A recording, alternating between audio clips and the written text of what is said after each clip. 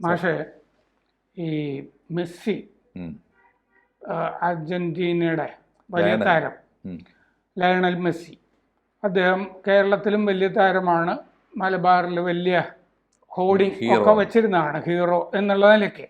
മെസ്സിക്ക് ധാരാളം ആരാധകർ ഇവിടെയുണ്ട്. മെസ്സി കേരളത്തിൽ ഈ ഒക്ടോബറിൽ വരുമെന്ന് കഴിഞ്ഞ കൊല്ലം നവംബറിൽ നമ്മുടെ സ്പോർട്സ് യുവജനകാര്യ മന്ത്രി വി അബ്ദുറഹിമാൻ പ്രഖ്യാപിച്ചിരുന്നു. സത്യത്തിൽ അമ്പരപ്പും ഞെട്ടലും ഒക്കെ കേരളത്തിൽ ഫുട്ബോൾ പ്രേമികൾക്ക് ഉണ്ടായൊരു പ്രസ്താവനയായിരുന്നു അത്. ഇപ്പോൾ മെസ്സി എന്തായാലും ഒക്ടോബറിൽ വരുന്നില്ല എന്നുള്ളത് വ്യക്തമായിട്ടുണ്ട്. പക്ഷെ അബ്ദുറഹിമാൻ പറഞ്ഞിരുന്നത് സ്പെയിനിൽ പോയി മെസ്സിയെ ക്ഷണിക്കാനായിട്ട് സ്പെയിനിൽ പോയിരുന്നു, അതിന് പൈസയൊന്നും ചിലവായിട്ടില്ല എന്ന് അബ്ദുറഹിമാൻ പറഞ്ഞിരുന്നു. ഇപ്പോൾ വിവരാവകാശ രേഖ വന്നിട്ടുണ്ട്. അബ്ദുറഹിമാൻ പിന്നെ സ്പോർട്സ് യുവജനകാര്യ സെക്രട്ടറി, പിന്നെ ഈ കായിക യുവജന ഡയറക്ടർ, കായിക സെക്രട്ടറി, ഈ ആളുകളെല്ലാം കൂടി അബ്ദുറഹിമാൻ്റെ കൂടെ പോയിരുന്നു. എല്ലാത്തിനും കൂടി 13 ലക്ഷം രൂപ ചിലവായതായിട്ട് കണക്ക് വന്നിട്ടുണ്ട്. അപ്പോൾ ഇതിനെ എങ്ങനെയാണ് മാഷ് കാണുന്നത്? ഈ അബ്ദുറഹിമാൻ എന്തിനാണ് ഇങ്ങനെ കള്ളം പറയുന്നത്? ഒന്ന്, ഒരു മന്ത്രി, ഒരു പൊതുപ്രവർത്തകൻ ഏറ്റവും വലിയ കുറ്റമായിട്ട് കാണേണ്ടത് കള്ളം പറയുക എന്നുള്ളതാണ്. അമേരിക്കയിൽ പണ്ട് ഓർമ്മയില്ല ക്ലിന്റൺ കാണിച്ചത്. നിങ്ങൾ ഇപ്പോൾ ക്ലിന്റൺ ചെയ്തു എന്ന് പറയുന്ന കുറ്റം അമേരിക്കൻ സമൂഹത്തിന് കുറ്റമല്ല, അവരുടെ ധാർമ്മികതയ്ക്ക് നിരക്കുന്നത് തന്നെയാണ്, കുറ്റമേ അല്ല. പക്ഷേ അത് ചെയ്തു എന്ന ഏറ്റുപറയൽ സത്യസന്ധമായി പാർലമെന്റിൽ പറഞ്ഞില്ല എന്നുള്ള കുറ്റം. പൊതുപ്രവർത്തകർക്ക് ഏറ്റവും പ്രധാനപ്പെട്ട ബാധ്യത നിയമസഭയിൽ, ഇപ്പോൾ നിയമനിർമ്മാണ സഭയോട് അല്ലെങ്കിൽ രാജ്യത്തിൻ്റെ ജനാധിപത്യ സംവിധാനത്തോട് സത്യം പറയുക എന്നുള്ളതാണ്. അതിലിപ്പോൾ അബ്ദുറഹിമാൻ മിനിസ്റ്റർ ചെയ്ത ആദ്യത്തെ കുറ്റം അത് തന്നെയാണ്. ഇത് മൂടി വെച്ചു, പറഞ്ഞില്ല, അല്ലെങ്കിൽ കള്ളം പറഞ്ഞു, തെറ്റിദ്ധരിപ്പിച്ചു. ഏറ്റവും പ്രധാനപ്പെട്ട കുറ്റം അതാണ്. ഇത് രണ്ടാമത്തെ ഒരു പ്രധാനപ്പെട്ട കുറ്റം, അദ്ദേഹം പ്രതിനിധീകരിക്കുന്നത് താനൂർ മണ്ഡലത്തെയാണ്, മലപ്പുറം ജില്ലയിലെ താനൂർ മണ്ഡലം. ആ മണ്ഡലം ഉൾപ്പെടെ മലപ്പുറം ജില്ലയും മലബാറിൻ്റെയും ഏറ്റവും പ്രധാനപ്പെട്ട വികാരം മതത്തേക്കാൾ, ദൈവത്തേക്കാൾ, രാഷ്ട്രീയത്തേക്കാൾ ഫുട്ബോളാണ്.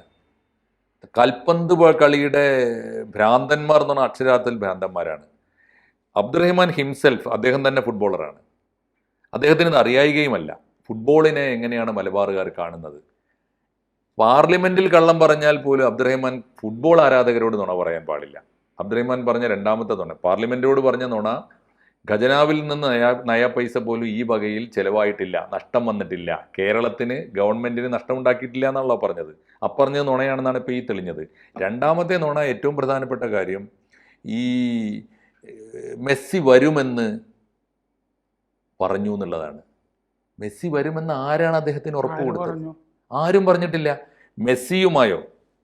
ശരിയാണ്, ഇദ്ദേഹം ബാഴ്സലോണയിൽ എന്താണ് പറയുക, സ്പെയിനിൽ പോയി എന്നുള്ളത് ശരിയാണ്. സ്പോർട്സിനെ കുറിച്ച് പഠിക്കാൻ സ്പെയിനിൽ പോയി, അദ്ദേഹത്തിൻ്റെ ഒരു ഉദ്യോഗസ്ഥ വൃന്ദത്തോടൊപ്പം പോയി. അത് എല്ലാ മന്ത്രിമാരും ചെയ്യുന്നതാണ്. കൃഷി പഠിക്കാൻ പോകുന്നവരല്ലല്ലോ കൃഷി മന്ത്രിമാർ. വിദ്യാഭ്യാസം പഠിക്കാൻ അവിടെ പോയിട്ട് ആരും ഒന്നും പഠിച്ചു കൊണ്ടുവരുന്നില്ലല്ലോ. അപ്പോൾ നമ്മുടെ വികസനങ്ങളൊന്നും അവിടെ പോയി പഠിക്കുന്നില്ല. പോകുന്നത് ലോകം കാണാനും യാത്ര ചെയ്യാനും വേണ്ടിയാണ്, നമ്മുടെ ചിലവിൽ നിന്നേ ഉള്ളൂ. പക്ഷേ അദ്ദേഹം പറഞ്ഞത് അവിടെ മെസ്സിയെ കണ്ടിട്ടില്ല. തീർച്ചയായിട്ടും മെസ്സിയെ കാണാൻ പോയതല്ല, അദ്ദേഹത്തിൻ്റെ ക്ലബിലെ ഭാരവാഹികളെ കണ്ടിട്ടില്ല. അതുമായി ബന്ധപ്പെട്ട ചർച്ചകളൊന്നും അദ്ദേഹം നടത്തിയതായിട്ട് അദ്ദേഹം ഒരിക്കലും പറഞ്ഞിട്ടുമില്ല. അപ്പോഴും അദ്ദേഹം പറഞ്ഞു മെസ്സി വരും എന്ന് ഉറപ്പ് പറഞ്ഞു. ഒന്നല്ല 2 തവണ ആവർത്തിച്ച് പറഞ്ഞു. അതിന് അദ്ദേഹം നടത്തിയ ഒരു ഏർപ്പാട്, നമ്മുടെ നാട്ടിലെ ഒരു സ്പോൺസറെ അത് ഏൽപ്പിച്ചിട്ട്, ആ സ്പോൺസർ ആണെങ്കിൽ നല്ല ട്രാക്ക് റെക്കോർഡുള്ള സ്പോൺസർ അല്ല. അപ്പോൾ അവർ ആണ് ഡീൽ ചെയ്യുന്നത്. അവർ പറഞ്ഞിരിക്കുന്നു, അവർ അഡ്വാൻസ് കൊടുത്തിരിക്കുന്നു, അതുകൊണ്ട് വരുമെന്നാണ്. എന്ന് പറഞ്ഞാൽ ഒരു മന്ത്രി യഥാർത്ഥത്തിൽ സംസാരിക്കേണ്ടത് ഓതൻറ്റിക് സോഴ്സിനെ വെച്ചുകൊണ്ടാണ്.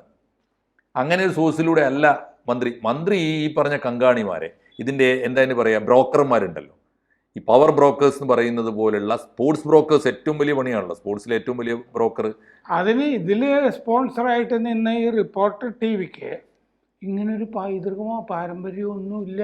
ഈ സ്പോർട്സിൽ ആളുകളെ കൊണ്ടുവന്നിട്ടോ എവിടെയെങ്കിലും കളി നടത്തിയിട്ടോ എന്തെങ്കിലും വല്ല മോഹൻ ബഗാനോ അങ്ങനെയൊക്കെ നമുക്ക് മനസ്സിലാക്കാം. ഇവർക്ക് എന്ത് പശ്ചാത്തലമൊക്കെ, ഒരു തട്ടിപ്പ് പശ്ചാത്തലം നേരത്തെ തന്നെ കിടപ്പുണ്ട്. ഇതില് പറയുന്നത് എന്താന്ന് വെച്ച് കഴിഞ്ഞാല്, സ്പെയിനിൽ പോയിട്ട് ഇവിടെ ചെയ്യാൻ പോകുന്ന കാര്യമായിട്ട് അബ്ദുറഹ്മാൻ പറഞ്ഞിരുന്നത് ഇവിടെ ഒരു ഫുട്ബോൾ അക്കാദമി സ്ഥാപിക്കും, മത്സരങ്ങൾ നടത്തും. അതിന് അർജന്റീനയിൽ ഫുട്ബോൾ അക്കാദമി ഉണ്ട്. അപ്പോൾ അതിൻ്റെ പ്രവർത്തനമൊക്കെ പഠിക്കാൻ വേണ്ടിയിട്ടാണ് അർജന്റീനയിൽ പോയത്. എന്നിട്ട് കേരളത്തിലെ കായിക സമ്പദ് വ്യവസ്ഥ ശക്തിപ്പെടുത്തും. ആദ്യമായിട്ട് ഞാൻ കായിക സമ്പദ് വ്യവസ്ഥ എന്ന് പറയുന്നൊരു പ്രയോഗം. അതെന്താണാവോ അല്ലെ? സ്പോർട്സ് എക്കണോമിക്സ് എന്താണത്? സ്പോർട്സ് എക്കോണമിയോ? അങ്ങനെ വാക്ക് എനിക്ക് തോന്നുന്നു ഇത്രയും കാലം ഇംഗ്ലീഷിലും മലയാളത്തിലും ജേർണലിസ്റ്റ് ആയിട്ട് സാറിന് മനസ്സിലായില്ലെങ്കിൽ ഞങ്ങളൊന്നും ഒട്ടും കേട്ടിട്ടില്ല. കായിക സമ്പദ് വ്യവസ്ഥ ആരോ എഴുതി കൊടുത്തായിരിക്കും ഈ പറഞ്ഞ സ്റ്റാഫ്. ക്ഷീര സമ്പദ് വ്യവസ്ഥ, ആളുകൾ റബ്ബർ സമ്പദ് വ്യവസ്ഥ എന്ന് പോലും പറഞ്ഞു കേട്ടിട്ടില്ലല്ലോ. പിന്നെ എവിടുന്നാണ് ഈ കായിക സമ്പദ് വ്യവസ്ഥ പറയുന്നത്? പരിഹാസ്യമാകുന്ന വാക്കുകളാണ്. അപ്പോൾ അതിന് 100 കോടി രൂപ ചെലവാക്കും എന്ന് പറഞ്ഞിരുന്നു. ഒക്ടോബർ 25 മെസ്സി എത്തുന്ന 2024 നവംബറിൽ പറയുമ്പോൾ എന്തുറപ്പാണ് ഉണ്ടായിരുന്നത്? അന്നൊരു സ്പോൺസർ തന്നെ ഉണ്ടോ എന്നുള്ളത് നമുക്കറിയില്ല. അത് മന്ത്രി പറഞ്ഞ ശേഷമാണ് റിപ്പോർട്ടർ ടിവിയെ സ്പോൺസറായിട്ട് പ്രഖ്യാപിച്ചുകൊണ്ട് ഉത്തരവിറക്കുന്നത്. മന്ത്രിയുടെ പ്രഖ്യാപനത്തിന് ശേഷമാണ് ഇതുണ്ടായത്. പിന്നെ വന്ന വാർത്ത എന്താ മാഷേ? ഈ സ്പോൺസർ സമയത്തിന് പണം നൽകിയില്ല. അതുകൊണ്ട് കേരളത്തിനെ അർജന്റീന ഒഴിവാക്കി. കരാർ ലംഘനം നടന്നു. 2 തവണ അത് പറഞ്ഞ് റിപ്പോർട്ടറിന് നോട്ടീസ് സർക്കാർ അയച്ചിരുന്നു, കരാർ ലംഘനം നടത്തി എന്ന് പറഞ്ഞിട്ട്. ചൈന, ഖത്തർ, അങ്കോള അങ്ങോട്ടൊക്കെ മത്സരത്തിന് അർജന്റീന പോകുന്നു. ഇവിടുന്ന് സമയത്തിന് കൊടുത്തില്ല. കഴിഞ്ഞ ദിവസം റിപ്പോർട്ടർ ടിവിയുടെ MD നടത്തുന്ന ഒരു പത്രസമ്മേളനം, ആവർത്തന വിരസമായിരുന്നു ആ പത്രസമ്മേളനം. ആകെ 1-2 കാര്യമാണ് പറഞ്ഞിരുന്നത്. 130 കോടി രൂപ കൊടുത്തിട്ടുണ്ട്, അത് ഞാൻ തന്നെ തിരിച്ചു മേടിച്ചോളാം. അങ്ങനെ പറയുക, നിങ്ങളൊന്നും അതിന് ശ്രമിക്കേണ്ടതില്ല, അല്ലെങ്കിൽ തന്നെ നമ്മൾ ശ്രമിക്കാൻ പോകുന്നുണ്ടോ? അയാൾ പൈസ കൊടുത്തിട്ടുണ്ടെങ്കിൽ അയാൾ മേടിക്കുക എന്നുള്ളത്. 130 കോടി രൂപ കൊടുത്തു. ഇപ്പോൾ ഇനി അടുത്ത കൊല്ലം എപ്പോഴെങ്കിലും തന്നാൽ മതിയോ എന്ന് ചോദിക്കുന്നു. അപ്പൊ ഈ രേഖകളൊക്കെ ഞങ്ങൾക്ക് കാണാൻ പറ്റുമോ എന്ന് മാധ്യമപ്രവർത്തകർ ചോദിക്കുന്നുണ്ട്. അപ്പൊ നോൺ ഡിസ്ക്ലോഷർ എഗ്രിമെന്റ് അവരുമായിട്ടുണ്ട്, അതുകൊണ്ട് വെളിപ്പെടുത്താൻ പറ്റില്ല എന്ന്.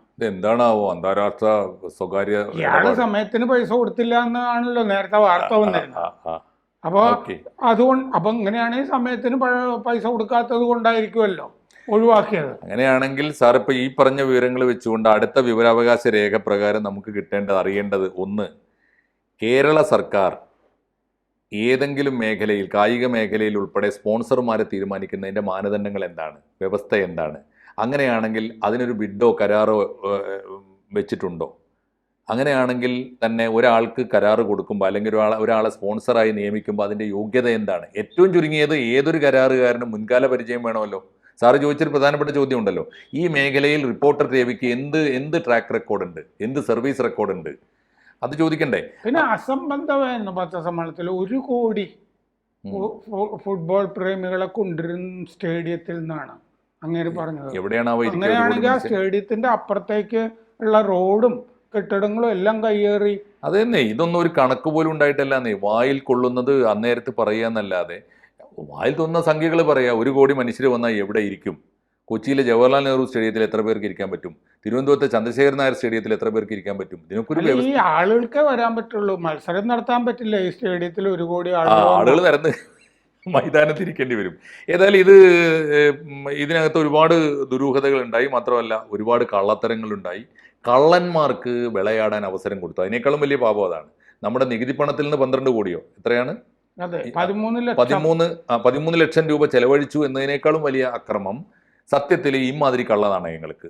റിപ്പോർട്ടർ ടിവിയുടെ ഓണർമാരെ കുറിച്ചൊക്കെയുള്ള മുഴുവൻ സ്വഭാവവും നമുക്കറിയാം, അവരുടെ തനിനിറം അറിയാം. അങ്ങനെയുള്ള ആളുകൾക്ക് പൊതുഖജനാവിനെ കൂടി കൊള്ളയടിക്കാൻ വലിയ തോതിൽ അവസരമൊരുക്കി കൊടുത്തു, കള്ളന്മാർക്ക് അവസരമൊരുക്കി കൊടുത്തു. മാത്രമല്ല പൊതുഖജനാവിൽ നിന്ന് പണം പോയത് മൂടിവെച്ചു. ഫുട്ബോൾ പ്രേമികളോട് നുണ പറഞ്ഞു. സർവോപരി അതിനേക്കാളൊക്കെ പോയത് കാണാൻ വയ്യ ആളുകളുടെ മുഖം. നമ്മുടെ നാട്ടിൻപുറത്തൊക്കെ കൊച്ചു കൊച്ചു ക്ലബ്ബുകളാണല്ലോ. ഒരു പ്രധാനപ്പെട്ട കാര്യം, ഈ നമ്മൾ ലോകത്തിലെ എല്ലാ രാജ്യങ്ങൾക്കും ഇപ്പോൾ ഞങ്ങളുടെ നാട്ടിൽ വില്ലേജുകളുണ്ട് സ്വന്തമായിട്ട്. ഈ പറഞ്ഞ ഫ്രാൻസിനുണ്ട്, അർജന്റീനയ്ക്കുണ്ട്, ഇംഗ്ലണ്ടിനുണ്ട്, എല്ലാവർക്കും ഉണ്ട്. ആ നാട്ടിലൊക്കെയുള്ള വിലാപം കേൾക്കേണ്ടതാണ്. ഈ അബ്ദുറഹ്മാൻ മിനിസ്റ്റർ ഉൾപ്പെടെയുള്ള നമ്മുടെ കേരള ഗവൺമെൻറ്റിനെ കുറിച്ച് പറയുന്ന ചൊരിയുന്ന നൊടിയെന്ന് പറയില്ല, വൈകുന്നേരം എല്ലാ ദിവസവും ആളുകൾ അങ്ങനെ പറഞ്ഞുകൊണ്ടിരിക്കുകയാണ്. അപ്പോൾ അതുകൊണ്ട് അത് രാഷ്ട്രീയമായി അബ്ദുറഹ്മാൻ മിനിസ്റ്റർക്ക് വലിയ തിരിച്ചടി ഉണ്ടാക്കും, ഇടതുപക്ഷ ഗവൺമെൻറ്റിന് വലിയ തിരിച്ചടി ഉണ്ടാക്കും. സർവോപരി രാഷ്ട്രീയമായി തന്നെ ഇടതുപക്ഷ മുന്നണിക്ക് ദോഷമുണ്ടാക്കുമെന്ന് പറഞ്ഞാൽ ഫുട്ബോൾ പ്രേമികളെ വെറുപ്പിച്ചാൽ, അവർക്ക് സങ്കടം വരുത്തി വെച്ചാൽ അതിന് നല്ല തിരിച്ചടി. സത്യത്തിൽ മുമ്പൊക്കെ ഞാൻ ഈ ആളുകൾ ധവളപത്രം എന്നൊക്കെ പറയുമ്പോൾ എനിക്ക് പുച്ഛം തോന്നുമായിരുന്നു. പക്ഷെ ഈ കാര്യത്തിൽ ഒരു ധവളപത്രം വേണ്ടത് അത്യാവശ്യമാണ്. എക്സാക്ട്ലി. എന്താണ് ലയണൽ മെസ്സി കേരളത്തിൽ വരുന്നതിന് തടസ്സമായി നിന്നത്? കാരണം ഇവർ സ്പെയിനിൽ പോയിട്ടുണ്ടാവും, പക്ഷെ സ്പെയിനിൽ പോയിട്ട് അവിടെ ഫുട്ബോൾ അക്കാദമി ഭാരവാഹികളൊന്നും കണ്ടതായിട്ട് നമുക്ക് ഇതുവരെ അറിവില്ല.